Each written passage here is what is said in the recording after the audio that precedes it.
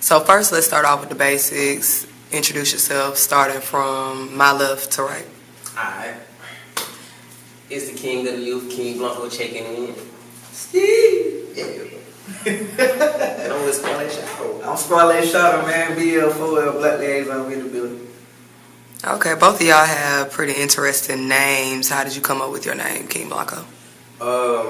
Before I started rapping, I did like a lot of hip hop research, and it's like I seen that everybody had a little or big in front of their name, and I just wanted to stand out, so that's where I got the King from. And the Blanco part is during that research, I listened to like a whole bunch of old rappers like the Wu-Tang Clan, Nas, Biggie, and stuff like that. And Biggie said in one song, "Go to room 112, tell them Blanco sent you."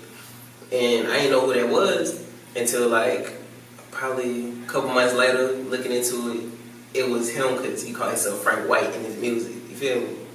So I took that Blanco from Biggie. Was the X for anything specific, or was that just an aesthetic? Nah, it was ASAP. The ASAP model was popular at the time, and you know how people used to like change their A's to V's or their dollar signs into S's. I mean, their S's to dollar signs. That's kind of what I did. Okay, and Squalle? Well, my name originally, it means cops. So when I was living in New York, I was always basically getting in trouble. So dudes started calling me Little Squalle. And then later on in life, you know, I was in college and I realized that Squalle actually had a deeper meaning in Swahili. It ended up translating into young in age, wise in minds. So I just stuck with it. And what about the Shotum part? The Shotum part, people just started adding it to the end of my name because I had a mixtape called Squalle Shotum. And that mixtape was just like basically originally supposed to be me jumping on everybody's beats. So rather than saying Squalle killed them or Squalle murdered it, I was just like Squalle shot. After I dropped that tape, people just started kind of just putting it to the end of my name, and it kind of just stuck after that. That makes sense. Okay, and how long have you been rapping, King Blanco? I made my first song like early January, and I put it out mid-January 2016. Ever since then, I've been going in. Okay, so that's just about like 2 years? Yeah, about 2 years. Squalle, how long have you been rapping? For me, probably since I was about 8, 9 years old. I tell everybody this, a guy named Rob Bass taught me how to rap. We was both living in Rolling Ridge together. He stayed across from me, and he used to have a notebook just full of rhymes. He would rap them to me every day after school, and then he started showing me how to like piece together stuff. And yeah, it's been a minute. But actively pursuing a career, probably 3.5 years. Rob Bass, is that Perez? Yeah. Okay. That's my dog. Shout out to Rob Bass, man. Okay. How many solo projects do each of you have? I only got 2. I drop one every year on my birthday. The first one was 12/21. I dropped it on my 17th birthday, and then Waves what I dropped on my 18th birthday. And I have a few starting all the way back to It's Everything, got The Gift, Real Rap Ain't Dead, No Squares Allowed, Streets Talk Feds Watch, Squalle Shotum, Black Picasso, and Dope Soul, and Black Wave. So 10 solo tracks, 10 solo albums. Wow, you have 10 solo projects, and then you have 2. I only got 2. So what made y'all even come together for this one? We just been rocking. Yeah, bro. I met him, has it even been a year for us? It's probably been a little over a year. I met Blanco and he was killing it, and we just decided to we was always cool, the vibe was always great, but we didn't ever think to actually work together until we was just at a show and we was sitting in 40 Watt, I think, and we was just like, man, we need to do something together. Like, you the king of the youth, and I feel like I'm on this other thing. I got Black Liaison, you got Wavy Mob. Like, let's do the Black Wave, and it just happened like that. Thanks, and I used to look up to what I would call like local celebrities. You know what I'm saying? Like I used to see Squalle and LG. They read posted in the library when I used to go, and I used to like look at Dictator and Cassie Chantel online and stuff like that. So it was like it was meant to happen because I seen it. So when I had the shot to like actually do it, it was like, oh yeah, for sure, they do it. Okay, and for those, I guess, who are watching who aren't so familiar with your following, King Blanco, I know that you have what you call the Wavy Mob, and Squalle, I know you have Black Liaison. And that kind of, I'm guessing that's what inspired the title for Black Wave, but could you go into a little more depth about where did you guys come up with the concept for Black Wave, the project? Well, one of my most favorite songs of his is "You Cannot Ride the Wave." You cannot ride the wave. And the Wavy Mob is just like, if you see it live, it's crazy. Everybody in the room is like riding this wave. Yeah. And that's just something that always was very evident to me. So his Wavy Mob and my Black Liaison or Team Dope Souls or whatever you call it all kind of moved the same. The performances are both like energetic and people was digging it so much. So I took Black from Black Liaison and he took the Wave from Wavy Mob and we came up with Black Wave. Yo, pretty much. Just like that. Okay, what was the recording process like for this project? It was really easy. It was just, hey bro, let's go to the studio. Alright, cool. But the first time, like before we even made the music, we linked up and just freestyled on beats for like 2 hours straight. Definitely, and it was amazing. Came over, I had some beats, he had some beats. We just was throwing ideas at each other, writing like little notes. We had little hooks that we was gonna prepare and ideas and themes for certain songs. We really didn't have a direction of the tape or a limitation of what the content was gonna be. So we just got together and just started catching vibes. And so when we got in the studio, it was just automatic littiness. For real though. Yeah. How did you choose which songs made the project? Whichever songs basically fit the storyline once we created that storyline, the songs that made the project are the songs that kind of kept that storyline evident and made it visible for people to actually catch and follow. Right, and it's like, basically whatever song really stood out too. Because, I mean, it's easy to just go in the studio and make a song, but it's not easy to go in the studio and make good music every time, so whatever was good. Yeah, and we didn't want to have one type of track. Yeah. So we wanted to be very diverse because our storyline was diverse. Our storyline is a journey, a roller coaster, so we wanted our music to reflect that too. The main goal was diversity from the start. Definitely so. Okay, and Blanco, I guess kind of piggybacking off of what you kind of said earlier, what motivates you to keep doing the music? What motivates you to go into the studio and to create a song? Like, it's really the love from the people, and just it's like a stress reliever for me too. Like if I didn't go to the studio, boy, or if I didn't make music, I don't know, I might be depressed or something like that. Like it's what keeps me happy, and to see that I'm changing other people's life and making them happy, giving them something new to listen to. well, since you guys are coming together, that's a form like of showing like unity within the hip hop like scene. Do you think that unity is important, and if so, why? We ain't gonna win if we ain't got each other. Like, Jordan might have been like the centerpiece for the Bulls, but if the whole team got mad at him and didn't want to play, they lose. So it's all about unity. It's not really about everybody being stars or Hollywood. It's all about coming together. And I feel like if you put two flames together, it always grows. He's a flame and I'm a flame, so us together was gonna be super hot. But unity is important with hip hop, and it's important with life. I feel across the spectrums of who you worship and who you love, and where you're from, and what type of money you have, what you drive, and what you own.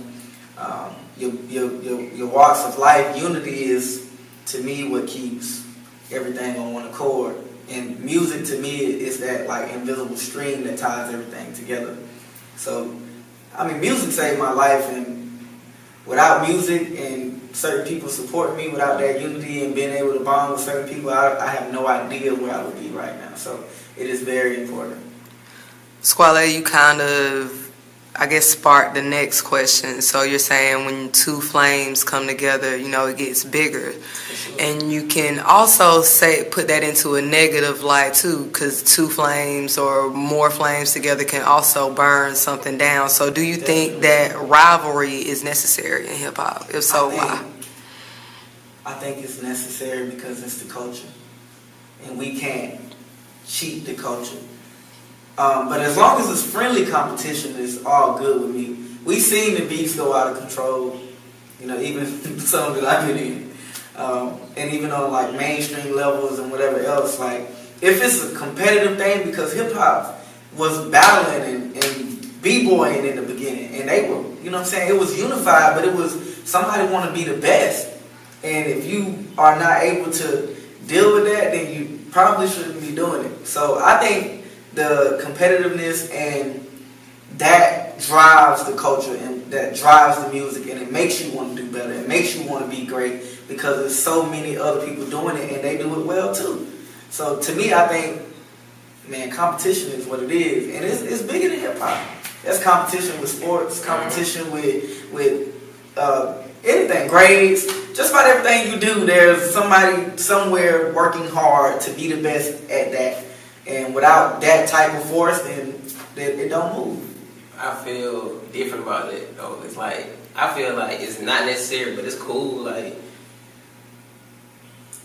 basically, if I ain't never feel like, oh, I gotta be better than this person to get where I'm at. I just focus on myself because I feel like my only competition is myself. But if somebody want to come in, I'll put their head. You feel me? Chop. It is what it is. Who are some of your favorite artists and how have they influenced you? Ooh, I got a whole list.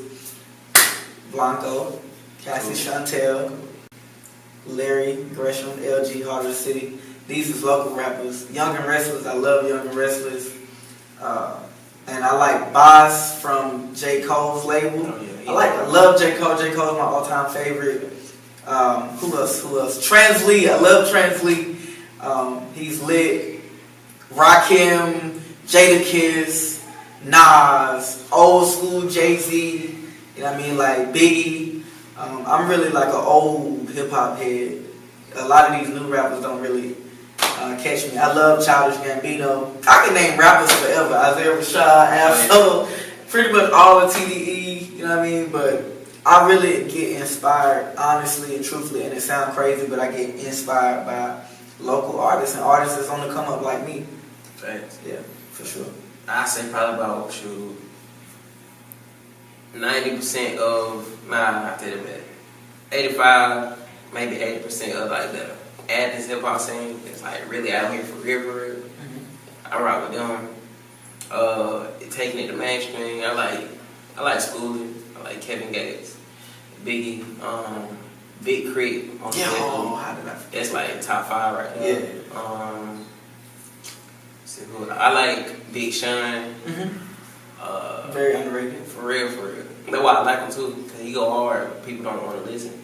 And slick. Young and May, I like Young and May. Oh yeah, she hard too. She got them bars, you know what I'm saying? And I even like old school like Foxy Brown, Lil' Kim back in the day. I even like some Nicki, you know what I mean? To me, if you bring them bars, like you get mad props from me. Just whatever. Facts. Anybody who can rap. How would you say your music compares to mainstream music? Mine, they don't. Like, I ain't never been really compared to somebody else. Like, if I know when I get into the music industry and kick down that door, I'm gonna be like something different. Just cause of how authentic I am. Like, you don't see me in a big old fur coat designer down, 12 chains on, I'm getting eat out. Like, yeah. I agree with that. I think mine can probably be compared by its quality, even though my content and the way that I flow is completely different. But that's just that's what a dope soul is to me. It's just somebody that's just rocking and on their own wave, you know what I mean? That's what the black wave is. It's just like you're doing your own thing, you're not worried about nobody else. So yeah, quality wise, I feel like I can rock with the best, and the content is so different because I'm just being myself. What are your favorite bars by each other? That's tough. What do you say in the intro? Oh man, hold on. Something about the bigger the. What did you say? The bigger the belly. God dang, I don't forget. bigger the belly, the bigger the feast. And then you say the harder the rapper, the harder the beat. He say something, but the way he did it was just amazing to me. But he say so much, but he raps so fast. So if you're not like in tune, you never catch it. Gotta catch it. I love Sleazy, but he rapping so fast. I'm still not able to memorize half the stuff that he said. But he went insane in the intro to Black Wave. Y'all gotta hear it. It's going crazy. It man got so much crazy music. But we're gonna keep it Black Wave. What he said. He was like, I'm so in tune with your. What you say? I'm so in tune with your man. That say, boy. Can't help but notice how your panties coordinate with your bro. like it's not crazy lyrical and nothing like that, but it just like it's so real and just raw. Like ladies, y'all don't know how much niggas pay attention to like details like that. Like I'ma still, don't get it wrong, I'ma still hit it if you got like a blue polka dot bra on and like some yellow drawers or something like that. But if you got that all red on shot, you really go, hey no. That red do something too. Hey no. But Blanco went crazy and Swish too. If you ain't heard Swish, you go crazy and Swish. That's on Spotify. Man, don't get that. Oh my God, he goes crazy and Swish. How you come in on that first verse? I'm like, you feeling like Urban? I'm feeling like James. A nigga can duck on your interview, but I'd rather shoot for low range. And me and Squalle done never do it, man. They calling us a Black Wave. Oh God, though, that was before we even, like made a second song. Like, this was like 2 months before we even talked about making this jump. Like, it just. Matter of fact, that might have been where we got Black Wave from.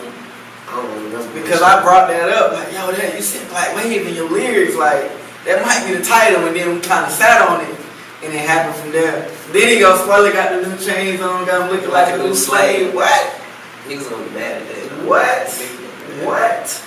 Oh my God.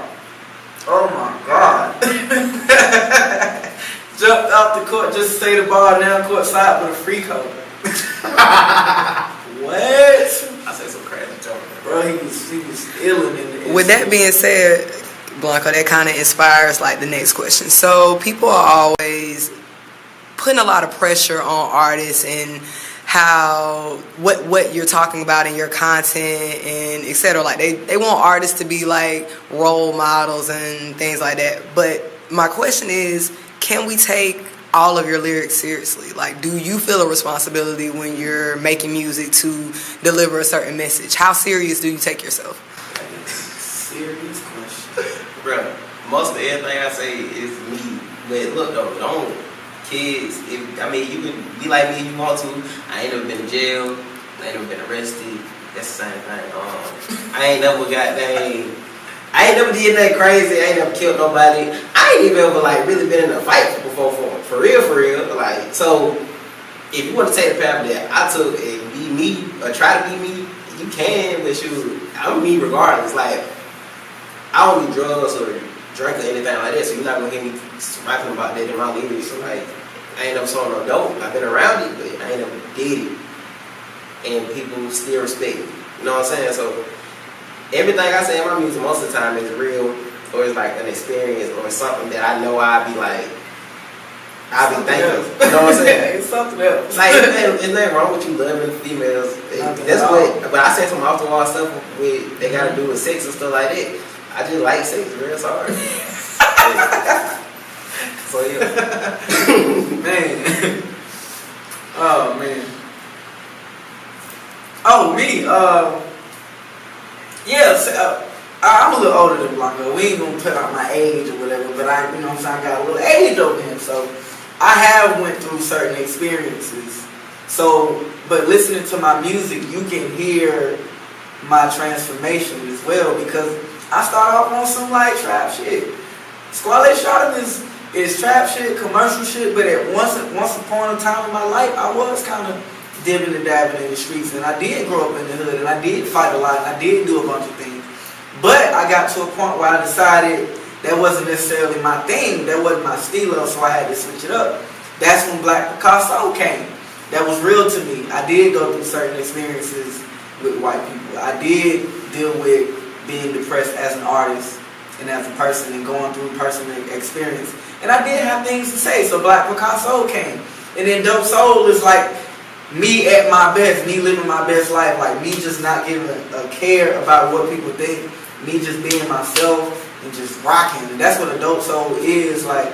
So yeah, you hear a bunch of stuff throughout the course of my career, but it's all authentic and it's all genuine. Period. I don't say anything if it ain't me. Straight like that. If he said he got struck, he got struck. On everything. Don't play with Squalle. Squalle shot him. You know what I'm saying? There's some truth to that. Okay. What would you do with the $100,000 right now? $100,000. These questions. I'm gonna get my moment on straight. I'm gonna make sure my lifestyle how I want it. I'm mostly gonna go back into my music and the rest. It probably go back into something I do with the community. Awesome answer. That's good. That I mean pretty much the same thing he said. I am we are very involved in the community. So once I get my family straight and jumpstart, keep my career elevated or whatever, like I'm going all community based. I want to start up programs. And, I mean, LeBron just started school. That would be dope. Yeah. You know what I'm saying? Who ain't got that? Ain't LeBron money. $100K ain't nothing to LeBron. But it'll be a start for me to start up some mentor programs, and I already coach 2-step teams. It'll be money that I can put into that, and some dance programs, some youth athletic programs, and the youth that want to do science and all this stuff. We could put money into that, and we could really rebuild these freaking neighborhoods, man. Like this neighborhoods. I grew up in Rolling Ridge. Rolling Ridge still look exactly the same from when I was a kid. You know what I'm saying? These neighborhoods are getting neglected. Meanwhile, other buildings are going up across town. You feel me? So that's gonna be on the list. Like top 5 things that I do is put money back into our community because it's ours. You know what I'm saying? And we as rappers and on the platform that we have, it is our responsibility to make that happen. You definitely not gonna hear, cause niggas love to hate. You definitely ain't gonna hear nobody hating talking about, man, they got their money, don't even be back in the city. Well, we might not be here, but they ain't gonna say our money in here. You feel me? Oh yeah. Like we definitely rebuilding the city and taking our community back for sure. For sure. With our last couple minutes, I want y'all, because y'all are unique in a way because y'all are from Athens for the most part, right? Okay. So describe being on the music scene in Athens. I can take this one. It's been awesome because most of my life, and people might think it's weird, but most of my life I kind of been in the shadows. Not because I was inferior or less talented, but because honestly I was afraid to shine. So I mean, all throughout elementary and middle, I basically was kind of in the back. I was always a smart kid that was always afraid to raise my hand and answer a question. I didn't go to parties. I didn't really never put myself out there like that. So to come back and get the love that I've gotten and do the things that I did it's been like an out of body experience. Like people really, I feel genuinely rock with me, and when I'm around people, I feel like they genuinely want to see me perform and they genuinely want to hear my music, and it's an attention that I've never gotten or been too afraid to go and get. I joined and they joined like younger than probably half of the folks, and like they just embraced me. Like, I went from dictator little homie to like these blogs saying the teenage phenomenon or whatever, you know what I'm saying? So it's like it just feel good. It's I feel like it's prep for the real thing. Like I go out downtown and somebody gonna notice me out there, and it made me feel good. Like it let me know that I'm doing something right. Because if I was just focused on the internet presence, I'd probably be like, dang, bro, these folks don't rock with me like I thought. You know what I'm saying? But like when I actually go out there and talk to these folks and other artists telling me they really rock with me, it made me feel good. Let me know I'm on the right track. So. There's a lot of talk, because I'm from Athens too, so I just hear a lot and I see a lot, and it's a lot of negative that comes with being from Athens, but do you think being from Athens puts you at a disadvantage than any other artist, like being from Atlanta or being from Texas? Do you think you're at a disadvantage being from here? Everybody got at a disadvantage when they come from a city that nobody blew from. Like, I'm pretty sure it's somebody in a small town in Kentucky that's just like, man, I ain't gonna never make it. You feel me? Tupelo, Mississippi. Big Creek, Mississippi. But truthfully, when I first started, yes, I did feel that way. But now, I feel like we got talent that can rock with the best of them. It's just a matter of like what we gonna do to show it, what we gonna do to prove it. It's not gonna be given to us, and it's not gonna be easy. So everything we do has to be like 110%. Period. Mm-hmm. I think us being from Athens actually makes it better. Yeah, now I think about it, it is an advantage because, like, we out here grinding, we know we got to take the eyes from these people that's looking in Atlanta and New York and like take it out their head and just bring them here like, look, bro, look what we got going on. You feel me? And it also make us work harder. So when we actually get up there and these niggas being lazy, they waiting goddamn 4 or 5 years to drop another album because they think like just because him moved from my city, you know what I'm saying, I'm good too. Nah, we gonna be on these folks' butts. You feel me? Like, yo. So our city gonna be on the map soon. Just like Andre said, the South got something to say. For real. We gonna stamp it right here. Athens got something to say. Period.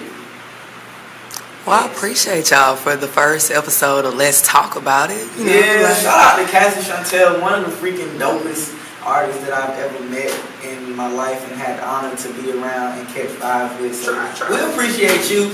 And she also on Black Wave, so y'all do not want to miss it. Dropping 8/21 on Spinrilla. It's gonna be crazy. Yes, sir. Black.